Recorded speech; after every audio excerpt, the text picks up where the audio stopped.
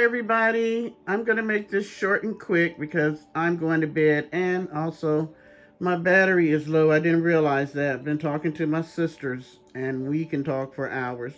I wanted to say thank you to the ladies who have sent me emails about wanting to sign up for our group starting in January, third week. I will send you back an email with the date and time, but I'll send it early enough so I can get a response from you if that is a good time for you, because I want to make it where everybody can be able to definitely do the first one. So I'll send it probably like the second week of January and see, what is a good time in a day. Oh, and thank everybody so much for telling my sister happy birthday. I let her know, and she said, thank you, thank you. She really appreciates it. She turned 54 today. I couldn't even remember. She's the baby, so that just goes to show. The rest of us are older. Now, I'm going to say something. Why are y'all so cynical? I put that out that, that our girl was happy. And somebody said she put something on her community page about whether they were dating, but all she put on there was like, if they are, it's their business. She just wants everybody to be happy. Now, we know that she never says anything that nice. The old her or the normal her would have went off and had something to say about the devil and trolls and all this stuff. But she put a happy little comment out there with a picture of her hugging Miss Charlene, kind of standing behind her. So, yeah, it reminds me of when you first start dating someone and you're all happy and giddy and everything's wonderful till you guys really get to know each other. So, we'll see. But I can't believe you all are so cynical and y'all can't believe in love and friendship and relationships and bonding and all that. It may be a change for her. Maybe that's all she needed, was somebody in her life that cared about her, to bring out the good qualities in her. Right? When we're with somebody that makes us feel good about ourselves, it brings out the good qualities in us.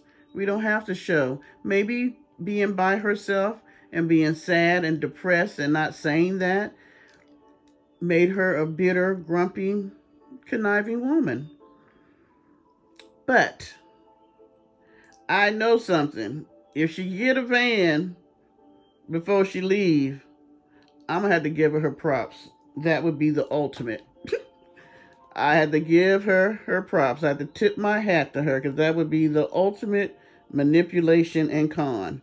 But hey, I'm going to lean on the side of change. And you guys can still hang out on the side of how she was or still is and hiding it. I don't know. We'll see who ends up being right at the end. But yes, I am pleasantly surprised, and I have to say, her being in a relationship makes her a very boring person. Yeah. She's like Susie Homemaker now. Cooking, cleaning, washing clothes, and all that. None of that is exciting for a YouTube page. But, hey, we all do what we do.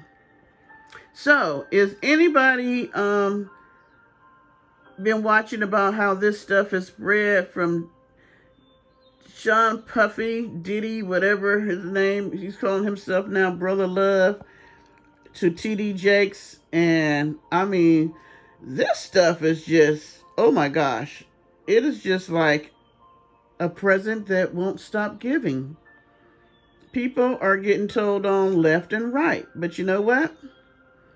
What happens in the dark always comes to the light. And these people want to play in God's house and play with God. And, I'm going to do a whole little vlog on that, because my thing is this. That's why people don't want to go to regular churches. That's why they don't want to submit to certain denominations and all that. Because of bull crap like this. People at the top, all they worry about is themselves and greed. You cannot tell me that you are a good pastor when you're the only one living in a mansion and driving Bentleys and Rolls Royces and all this stuff like that, and the people in your congregation, you won't even help the poorest of the poor. If they call and say that they need their electric bill or some help with their rent or whatever, you're turning them away. But you live on a whole, estate.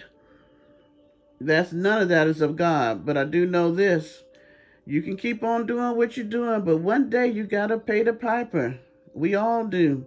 You are going to reap what you sow. You are going to reap it. And I have no qualms about these people getting called out, because I personally am sick and tired of people in the pulpit messing with the children in the church, the women in the church, the men in the church. This whole power thing, because you feel like you got money and power, you can lord it over other people and use to manipulate them. I was looking to try to find what would be the worst sin. And the Bible says pride. Don't you think about that? Because it's the opposite of humility. Humility? I'm saying that wrong. Of being humble. And the Bible says also, pride comes before the fall.